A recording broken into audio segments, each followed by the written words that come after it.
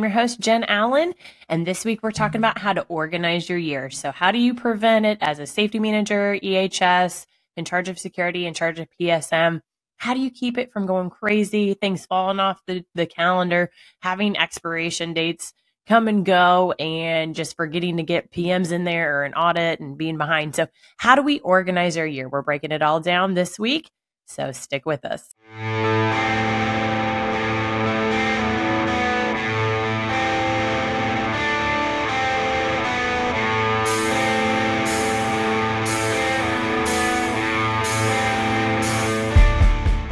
All right, everybody. So I'm sure you'll notice that Joe is noticeably gone. He's tied up with some things and doing some team training with our staff because, like you guys, we have to do continued education and all that good stuff too. So we're working on that this week. So you've just got me.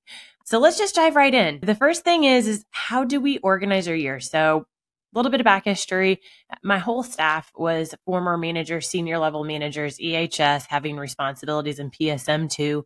And so we understand what it's like to just have PMs and audits and inspections and all these different things coming at you different months. And then you also have the responsibility of making sure all of the employees have that continued education of monthly safety topics. You've got things like fire extinguishers on the monthly list. You've got annual fire sprinkler inspections you're scheduling out. We've got different audits that occur at different 3 and 5 year intervals. So how do we track it all?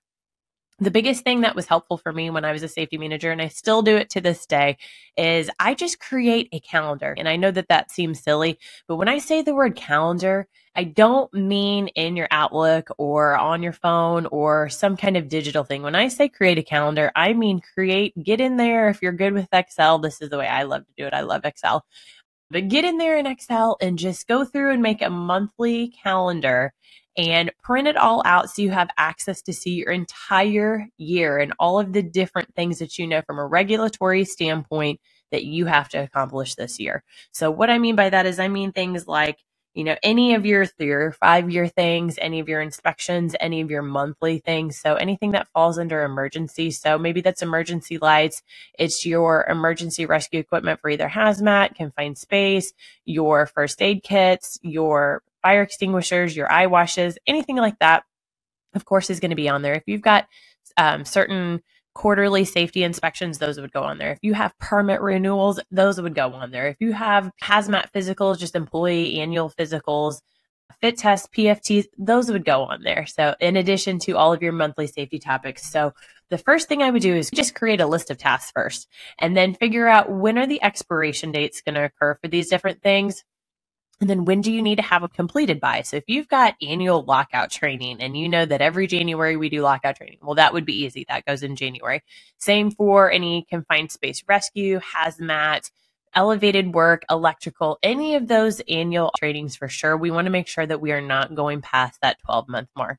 And when you're scheduling these things out, the biggest thing that I would encourage you to do is just keep in mind what is the intent of what we're trying to accomplish when we have timelines set for us. So when we're looking at fire extinguisher inspections, I've seen locations where they'll have, say January 1st, and then they go and they have an inspection done in February, but it's February 29th. So what is the intent of what we're actually trying to accomplish? Is it monthly and it can occur anytime within the month, or is it a 30-day or a 2-week or a 6-month to the day?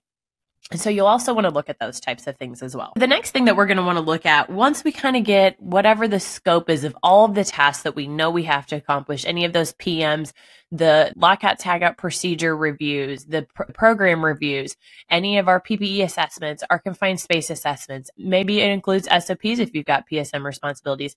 We can have hundreds of those. And if you are a small facility or you're just the person that has that specific site knowledge on those particular items and you are the expert for your location to be the person to review those, you'll want to spread those out if you can. It can become very overwhelming. But if you also look at your list and you're sitting there thinking, there's no way that we've got labor.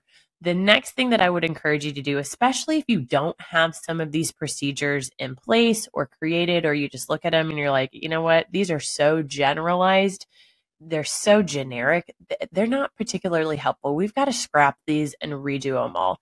The next thing that I would encourage you to do is figure out what that list of things are that you're concerned that you may not have the labor to complete on top of your daily responsibilities, and then take this to your management team and say, hey, I think that there may be a benefit to going ahead and hiring out a third party for some of these things. Either I'm not a subject matter expert, I'm not feeling comfortable, I don't feel like we have the knowledge, the people with the time don't maybe have the knowledge, and we're not sure that we've really got the time to get those folks up to speed, because some of that can take a couple of years of experience to really be an expert and able to create or review or revise some of these programs and procedures. So if you find that's the case and you take it to your management team and they say, you know what, that's great and all, and I understand, but I kind of hired you for that. And so, we're doing budget cuts. We don't have the finances to be able to hire this out. What I would encourage you to do at that point is just start quantifying time, because the biggest thing that you can do is show how much labor hours you may be doing if you are spending time doing some of these tasks that you just don't feel like you've got the labor for. Go out and complete a lockout procedure and time yourself. How long does it take by the time you walk out to the location of the equipment? You take your photos, you write the procedure down on paper, however you're doing it. Then you go back to your computer, load those photos, type in all that site and equipment specific information. How long is that taking you?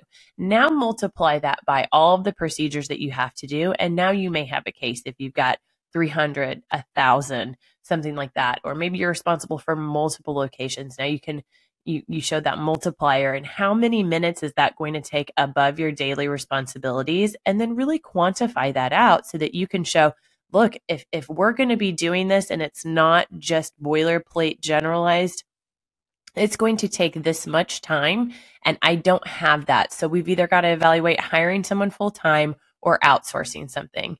What I really want to encourage you to avoid, though, is looking at hiring an intern or something of that nature for that. Because again, if your focus is for things that are safety related in terms of life saving or making sure that catastrophic injuries and amputations along those lines don't occur, we really want to make sure that the person writing those procedures and doing the review of those procedures has the level of knowledge and the level of detail with that equipment and your location to catch anything that could be potentially catastrophic if it was missed on the procedure, especially if we're using those items for validating employee training is up to the level that we need it to be, and making sure that we've got that onboarding. If that's going to be some of the initial training that employees receive at our facility, we want to make sure that it's as accurate and has as many details as possible so that there's no question and gray area where they're trying to decipher and they're maybe on an off shift and people aren't really sure, and that really messy gray area that we want to try and avoid. So if this is your year for cleaning up procedures or creating procedures, I want to really encourage you to use a location subject matter expert to do some of those procedure creations, or look at a third party that is a subject matter expert. The next thing is you're going to evaluate what are the items on your list that carry liability, some pretty significant risk to yourself, the location, employees, or just anything that you feel, again, you're not a subject matter expert at. So maybe I am excellent at mechanical and I can write an incredible lockout procedure, but I have no idea how to do hazmat training, or I have no idea how to perform rescues out of confined spaces. Those would be things as a manager you would probably want to step back and say, you know what? I'm not really qualified to do this. Now, if I go out and I receive some train the trainer training, then potentially yes. But if you're feeling like I'm not the person who should really be doing this. I don't know how to mix chemicals for sanitation. I should not be telling folks how to apply and clean using caustics on the production floor, maybe. Then that is something that you'll want to look at potentially outsourcing to a third party, or if you've got someone within your company and they can come and, again, do a train the trainer class that's going to be to the level that's needed, then those are things that you would also want to evaluate and maybe kind of just put a star by. Now, I do want to take a really quick second and acknowledge that, yes, budget is always a concern. And so our sponsor, because we don't really have a sponsor, but it's AllenSafetyCoaching.com, and that is our online training. So I recognize a lot of times it is not financially feasible for folks to hire a third party to come to their site to do training or to do procedures. It's not in the budget. It's just not in the cards. And so we created AllenSafetyCoaching.com, and that is a way where you can get some education on, if you're the individual in charge of a specific topic, how do you start tackling what that subject looks like from the program all the way through any templates, permits, any risk assessment criteria that needs to happen, all the way through the training piece and rolling it out to the employees and actually getting that fully implemented at your site. It's a website that has over 100 videos on so many topics, ranging from all the safety ones through some of the PSM and sanitation. So it's a great resource if that's just not in the budget for you. And if you remember, it also does offer you free email-based coaching with us. So just a little side note there that is something that can help you. And then, so number 4, if you find that you are having to outsource some of your inspections, so maybe fire sprinkler testing, typically that's not something done in-house.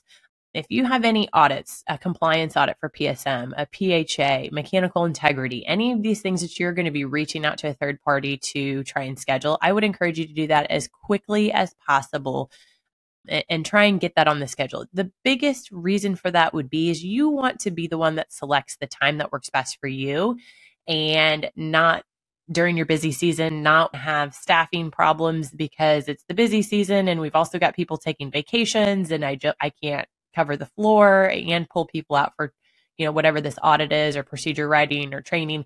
And so I really want to encourage you to reach out to those folks as quickly as possible so that you get the first selection of dates and you're not getting just what's left, or getting to the point where you reach out and maybe you find something's due in 2 weeks and they say, well, that's great, but we don't have anything for the next 4 months. And so call us back or we can schedule at that time.